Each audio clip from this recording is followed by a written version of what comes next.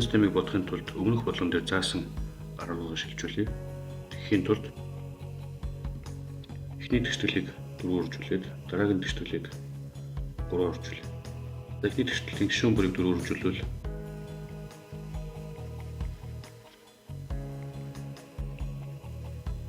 ийм болох нь. Хоёрдугаар тэгшлэлийг 3 үржүүлвэл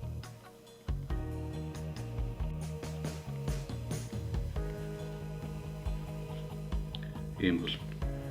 За ингэж үржүүлж байгаагийн гол шалтгаан энэ хоёрыг адилхан болгож байгаа л гэсэн үг. Энэ хоёр адилхан ус учраас өмнөх бодлон дээр заасан ёсоор дээдлийн тэгшлээс доотлын тэгшлийг хасвал энэ хоёр нүртчин.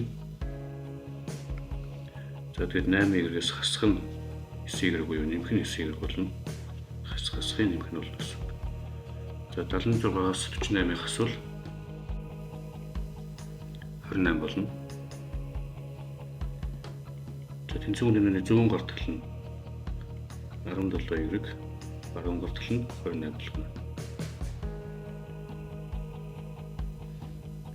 За эндээс Y гэдэг бол за ингээд бид Y-ийг олсон. Одоо X-ийг болох хэрэгтэй. За тэгэхийн тулд энэ Y-гээ энэ тэгшлийг хайлынд орлуулна. За жишээлх юм бол энд нь орлуул.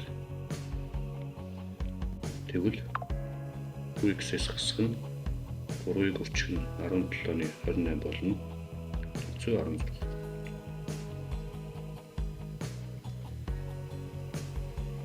За энийг агшнаар оруулах юм бол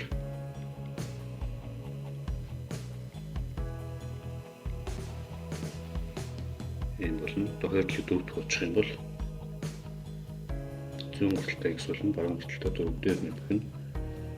За энэ дөрөвт удаад 7 болно. За ерөнхийдөө өргөх юм бол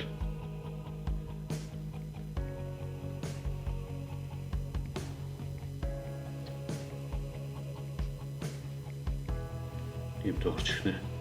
За ингээд X олчлоор бас Y олчлоо гэсэн үг.